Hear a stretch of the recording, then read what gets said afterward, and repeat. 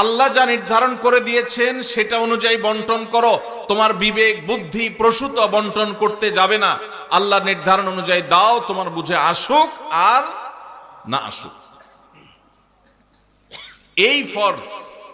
বহু দাড়ি পাকা মুরব্বী আছেন, বহু সিজদা করতে করতে কপালে দাগ ফেলে দেওয়া মানুষ আছেন, বহু নিয়মিত তাসবিহ তেলাওয়াত করা নফল আমল করা মানুষ আছেন, বহু নফল রোজা ফরজ রোজা রাখা মানুষ আছেন, বহু দান সাদকা করা মানুষ আছেন, বহু হজ ওমরা নিয়মিত করা মানুষ আছেন, যারা এই ফরজ আদায়ে গাফিলতি করেন, উদাসীনতা এবং অবহেলা করেন, এবং তারা এই কারণে আল্লাহর খাতায় ফাসিক নাম তাদের উঠে গেছে।